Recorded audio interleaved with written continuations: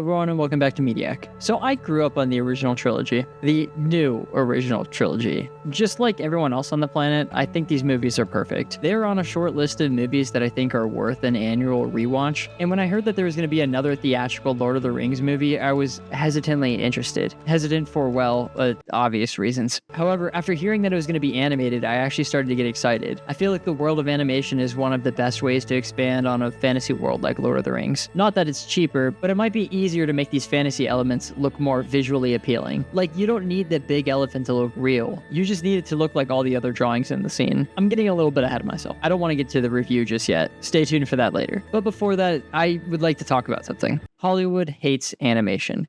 Whoa, somebody stop me. Mediak Zach saying some real controversial statements out here. What I said isn't surprising, but I feel like what I said is heightened more so in the past few years, especially with two movies, Lord of the Rings, War of the Rohirrim, and Transformers 1, and another movie that came out while I was writing the video. I feel like these three movies got absolutely railed by marketing, and I honestly didn't even know just how bad until I started doing research for the video. Well, I knew that Rohirrim didn't perform well, but I also knew that it had a $30 million budget. Sadly, it didn't even get to that with only $20 million at the box office. Now let's take a look at Transformers. Alright, it made a total of $129 million, which isn't bad, but it had a budget of $75 to $147 million, which most likely means $147 million. It didn't come close to making its money back. Usually the rule of thumb is to say that you double the budget of your movie to account for marketing. If that's true for Transformers, then this movie lost an insane amount of money for Paramount. Luckily for them, they only put $6 and a corn chip into the marketing for Transformers 1. I'm only joking, they definitely put a lot of money into the marketing. I'd be lying if I said I never saw a trailer for it. It just wasn't plastered across New York City, nor was it a part of some crazy marketing campaign like Smile. Upon rewatch of the trailers, it literally was like they showed the worst parts of the movie. I don't know about y'all, but I wasn't really excited for Transformers 1 at all. The trailers made it look like some lame joke fest that was 100% geared towards kids. I felt this way just because I only watched one trailer, and the last Chris Hemsworth movie I watched was Thor 4. So I feel like my mindset was pretty understandable. G, my girlfriend, and I still decided to go.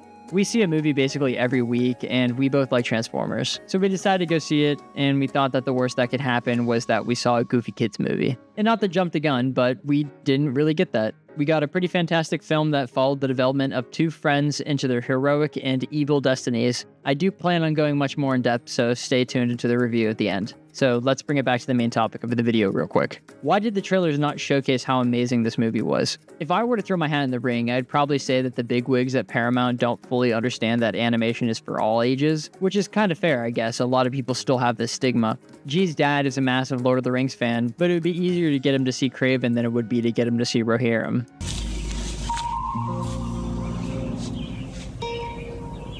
What the fuck is this piece of shit?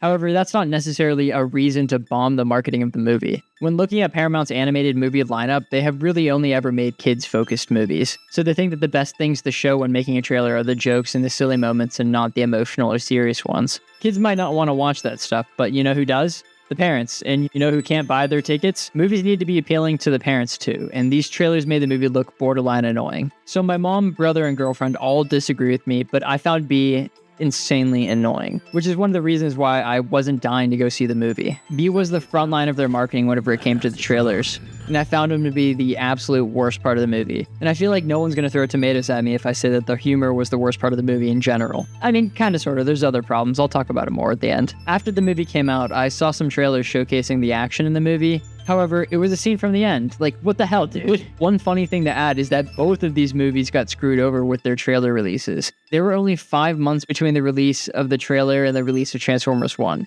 which is ridiculous. I know that sounds like a lot of time, but keep in mind that Marvel releases their trailers about a year in advance. Look at Thunderbolts. It hit several trailers by August of last year. Granted, it was supposed to come out in July 2024 and then December of 2024. Anywho, 5 months is still too little. That's barely enough time to build up hype and awareness for the movie. A lot of people didn't even know it was coming out. My mom basically always has cable TV on, and she didn't even know about it until the week I saw it. Personally, I think 9 months is a pretty good time frame, especially for a movie that doesn't have pre-existing hype. Like James Gunn's Superman could have probably shadow dropped and made a bunch of money. No one knew that there was going to be an animated Transformers movie until the trailer. They announced it with a poster well before the trailer, but that doesn't necessarily mean anything because the average person won't see that. 9 months for the trailer is enough time to circulate through all the YouTube ads and cable channels and everything. Okay, let's see how Rohirrim had. Oh, well, that's a little bit worse. 4 months. It's just sad because marketing is such a huge deal. Yeah, I know it can get annoying to be marketed to, but for all the people that really love these worlds, they need some way to find the content they want. Gia also loves this universe, and she found out about the movie whenever I brought it up randomly. She was upset that she only just found out about it and insisted that we see it when it came out, which was the following Friday. She's a big fan of this series and anime in general. This was made for her, and we had a great time in the theater seeing it. An experience we probably would have missed out on if I didn't have a podcast. Transformers at least showed a trailer at the beginning of a lot of movies, regardless of the quality of the trailer. Rohirrim was shunned to the shadow realm of being shadow dropped on YouTube. And worst of all, the trailer was worse than Transformer 1's. The trailer, I have a really hard time describing this trailer. You guys just need to watch it. It feels embarrassed that the movie is being made. The trailer just shows clips of the original trilogy, and obviously it made sure to put Peter Jackson's name on it. It is a trailer that wants you to see the movie off of the merit of the franchise instead of the merit of the movie itself, and that is just really sad. And the thing is, the movie does have merits. That's right, ladies and gentlemen. I actually like the movie that a lot of people seem to hate, but I'll get into that in a sec. I mentioned earlier that I was going to talk about a third movie, and honestly, there's a solid chance that you probably have never heard of it. The Day the Earth Blew Up, a Looney Tunes movie. This movie only got 2 trailers and was only in theaters for a week. Talk about sent to the shadow realm. What the fuck is up with Warner Brothers and the Tunes? This was a massive property at one time, and they absolutely hate them. First, Coyote vs. Acme was canned, and now this movie was given basically no showtime at all, and the previous Looney Tunes thing was god-awful. Talking about Space Jam, by the way. However, there is some hope. People really liked this animated movie, and their publisher, Ketchup Entertainment, picked up Coyote vs. Acme. Maybe the Tunes will have a redemption arc, but more importantly, I wish animation got the recognition it deserves. I honestly thought the animation equals kids thing kind of dissolves after the lockdown. A lot of people got into anime and realized it was sick and can be very adult. I was clearly wrong because all the adults who marketed these 3 movies did it in such shit-ass ways. Kids movies in general are hard in the age of streaming, so I bet they figured they would bomb, so just hope for good streaming numbers. However, if they gave a good campaign and release window to all 3 of these movies, I guarantee all of them would have made money. Of course, that's not the point. Art is great for what it is, not how much money it makes. But if you want to see more of a specific kind of art, sadly, that needs to make money. We probably won't be seeing movies like any of these 3 for a while, and that's okay. We can still watch them and discuss them. Hopefully, these movies inspire someone to make something amazing, as fans of film, animation, and their respective franchises. Okay, that's the end of part 1. Review time. I'm going to go in descending order of hype. Looney Tunes, Rohirrim, Transformers. I'm sure if you currently find Looney Tunes funny, then you'd love this movie. And please don't take that the wrong way. What I said about the marketing stands, and I did really enjoy this movie, I just didn't love this movie.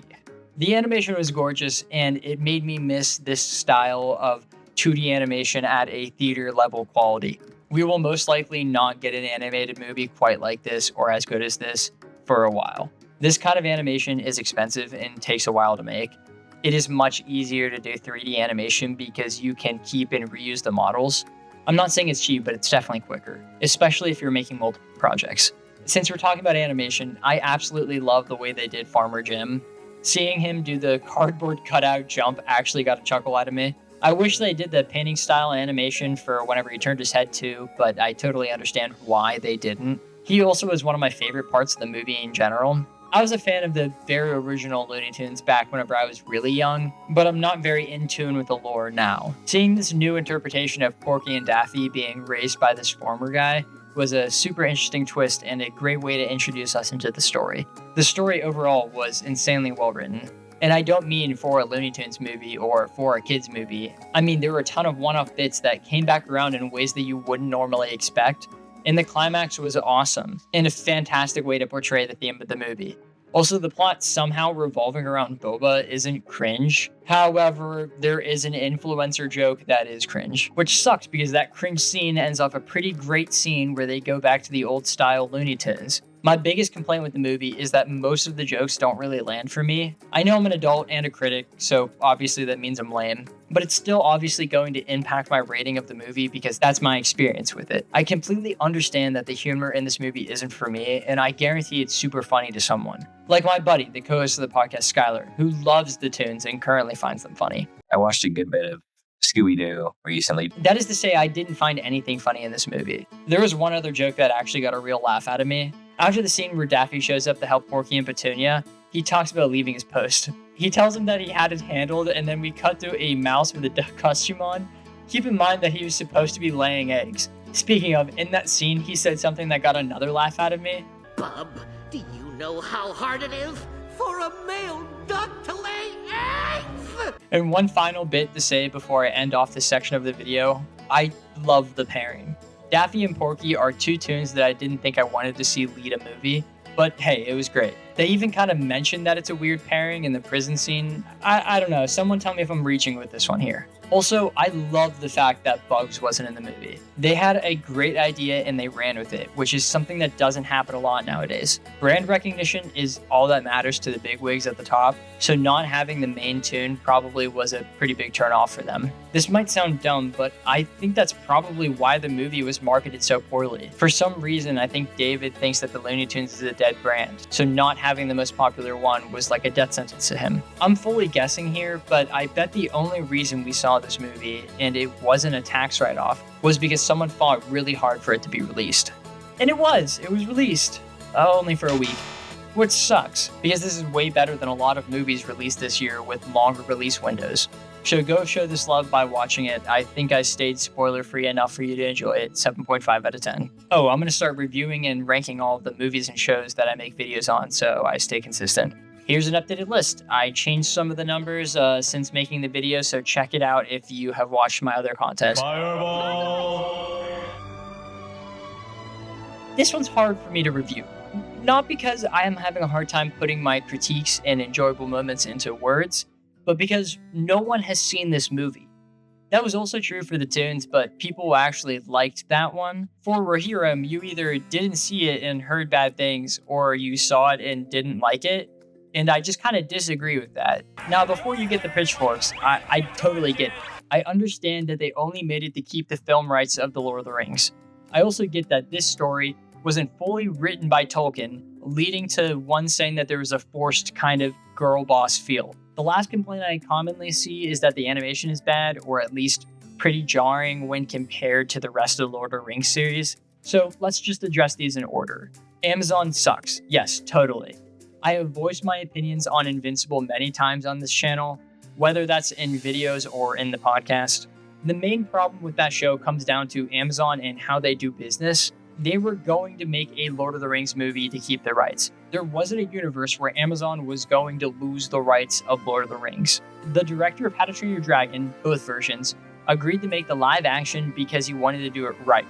And yeah, that movie is literally the exact same movie to a T, but I'd rather have that than an objectively worse version like Lilo and Stitch. I bring this up because, even though the project is forcefully made, it doesn't take away from the work and the heart that was put into it. I bought 2 books, The Visual Companion and The Art of. Obviously, I did it because I enjoyed the movie and the style, but I also wanted to prove to myself that there was care and heart in this movie, and it wasn't just made to keep the rights. And reading through specifically The Art of The War of the Rohirrim, holy crap, that's a mouthful, you can really feel how much work was put into this movie. I loved looking for the storyboards and sketches of the wide shots. I'm a big fan of animation, so seeing how people start these crazy animations is always so fun to me. They even had a board of Freka getting whacked on page 69 too. And I'm not the best at drawing landscapes, so seeing the process these artists took was awesome.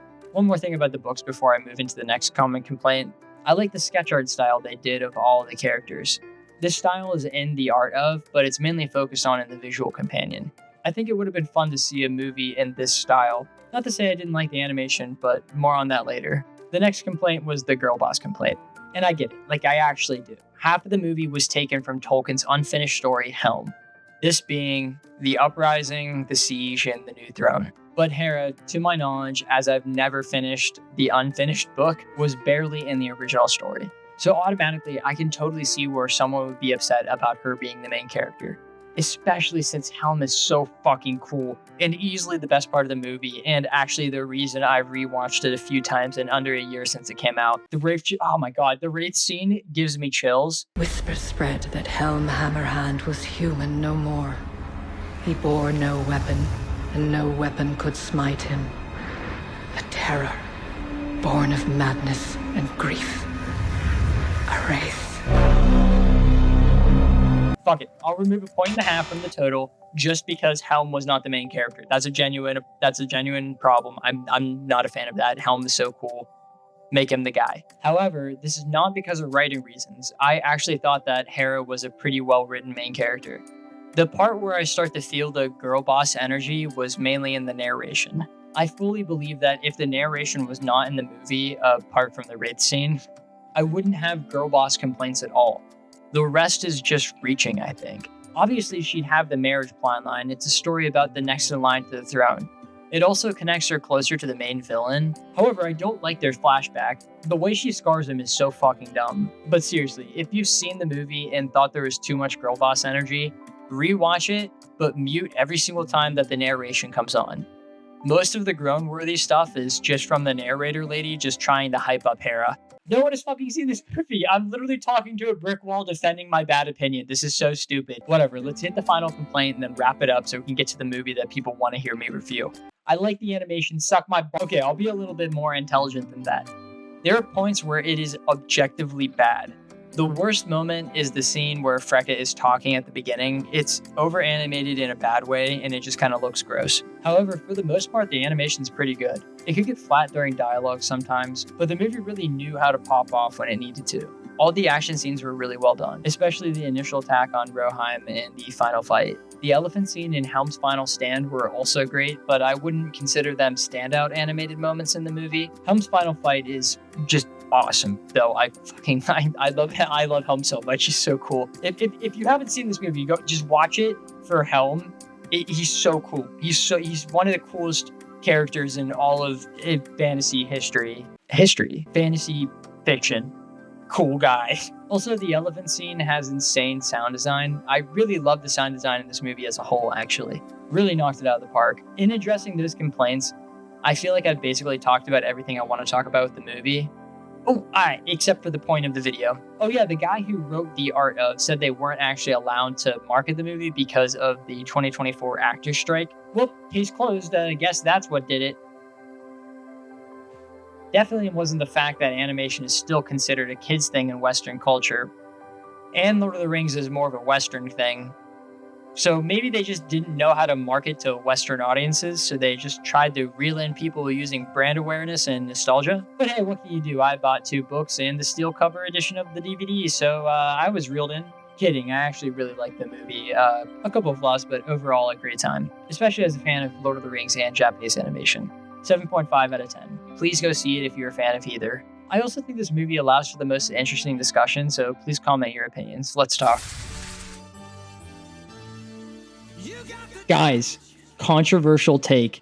This movie slaps. It's going to be hard to say something about this movie that hasn't been said already. I'm going to hit some small points that I didn't like only because you can find 7 billion videos talking about all the great parts of this movie. You know, the breathtaking 3D animation, the adult and well-written script, the natural and believable separation of Orion and Dee. Many others talk about those. I forgot to mention the fantastic voice acting, especially listening to how Chris changes his voice as the movie goes on to sounding more deeper and powerful, and how Brian really makes you feel when he finds out Sentinel is evil. Okay, no more good things. From here on out, only and the scene. I feel like I have enough power in me to drill down and touch Primus myself. You don't have the touch or the power. You got the touch. You got the power. This movie is really great. Let's tear it apart. Nitpicks ahoy. I do not like their faces. They're ugly. I don't like their lips. I know Michael Bay did some bad in his time, but I like the mechanical faces. I like the eyes more in this. Screen eyes are just better. I can't explain why. It's just a vibe. Next, what the hell is Energon? I think we're all thinking the same thing here, and we're all just scared to say it. Is it piss and shit of Primus? It seems infinite, but is it infinite looking because he was backed up for so long? It didn't seem infinite earlier on in the movie because the mines were running out. That's the entire plot of the movie. So I repeat, is Energon Primus's piss and shit? I mean, the planet is a big man. Big man gotta piss and or shit. If so, then it must have been so relieving to find Orion. Picking him to hold the matrix of leadership might have felt like releasing a groundhog shit right as you barely make it to the toilet. Okay, I'm gonna take this somewhat seriously now.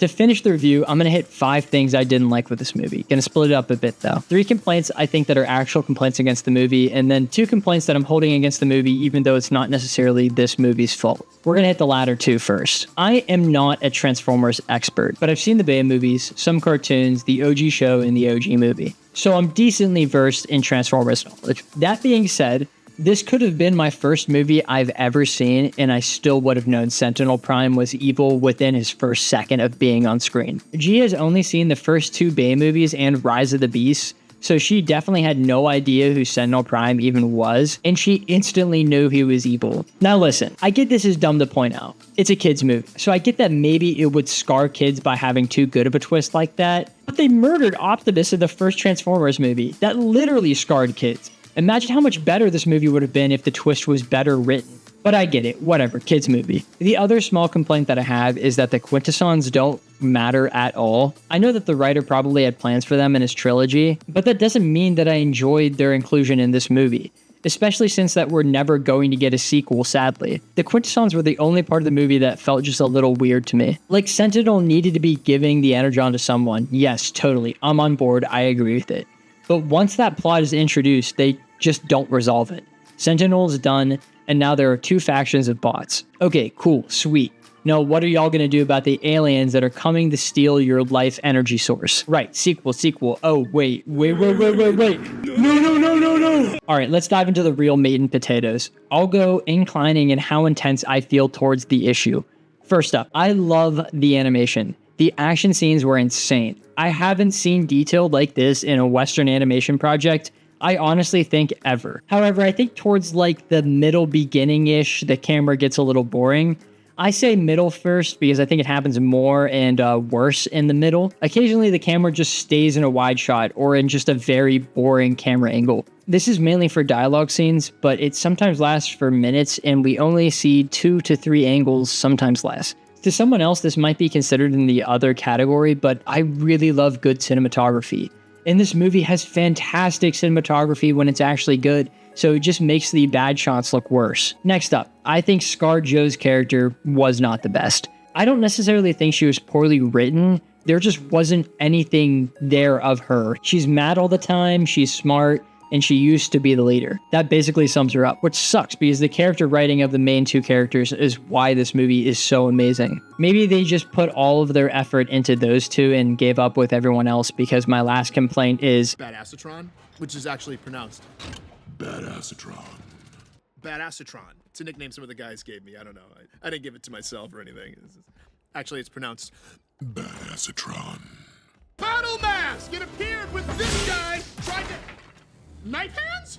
I have knife hands! This is AA-tron? I fucking hate this bee. The worst character in this movie, and I personally believe this character is the reason this movie did not make money. Keegan-Michael Key is a funny guy. I actually really like some of his skits. People like him a lot, and he is very popular. Makes sense if you're making a movie for kids to hire Key for the comic relief role. But holy shit, his lines sucked, and he never shut the fuck up. I never laughed a single time at any of the scenes he was in any of my viewings of this movie. He was so cringe, and it was exactly the thing the bigwigs at the top of Paramount thought would be good to market towards kids. Honestly, it's probably true. Kids probably ate B up and thought it was funny as hell. But you know who probably didn't think B was funny? The parents. You know, the people you actually should be marketing towards. Maybe instead of showing Badassatron and knife hands, you should show, oh my god, I'm stuttering. I'm actually getting upset about this. This is funny.